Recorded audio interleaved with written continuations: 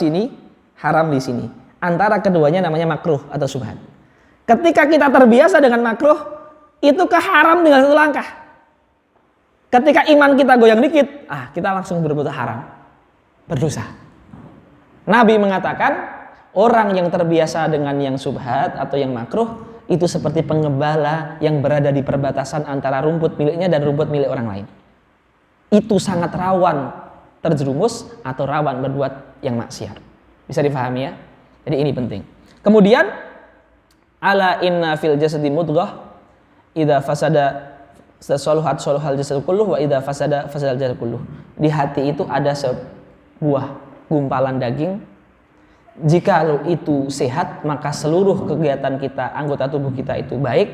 Kalau itu sakit, seluruh anggota tubuh kita juga akan sakit. Perbuatan kita akan jelek. Ya, itu namanya hati. Ini ada korelasi.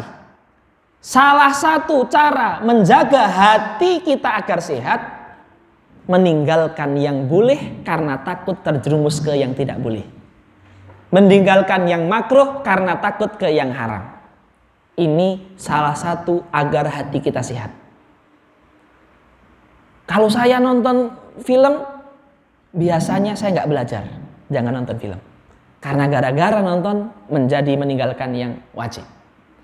Kalau saya HP-an, biasanya sholatnya di rumah tidak di masjid.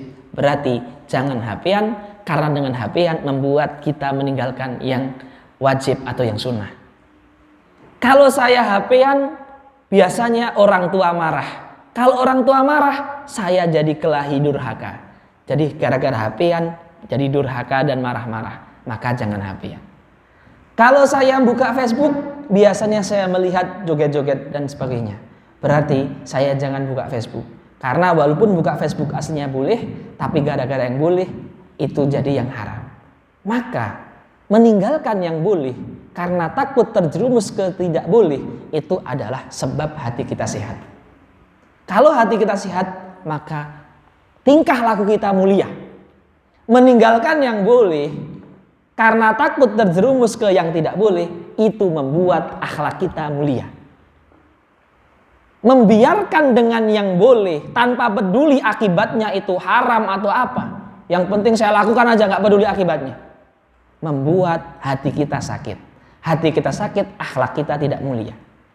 Jadi akhlak mulia, sehatnya hati, awalnya adalah meninggalkan yang boleh karena takut terjerumus ke yang tidak boleh.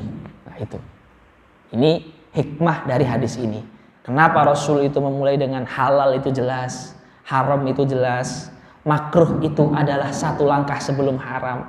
Kemudian ditutup dengan hati sehat, maka akhlak akan mulia, hati sakit maka akhlak akan tercela. Berarti di situ ada hubungannya. Berbuat yang halal, yang wajib, yang haram jelas ditinggalkan, yang makruh hindari. Ya, karena itu berpengaruh terhadap sehat dan tidaknya hati. Kalau haram jelas membuat hati sakit. Itu semua kita paham. Ya. Halal, sunnah, wajib itu tidak berpengaruh negatif untuk hati. Tidak berpengaruh. Tapi yang boleh, yang makruh tapi menyebabkan yang tidak boleh, lah ini yang kita masih susah. Padahal ini juga membuat hati kita sehat. Nah, ini saya kira ini pertemuan yang kedua. Alhamdulillah kita sudah membahas 6 hadis. Ya, kita cukupkan sekian, sudah 1 jam kurang lebih. Semoga bisa kita amalkan. Jazakumullahu khairan katsiran. Wassalamualaikum warahmatullahi wabarakatuh. Bisa minta tolong dimatikan?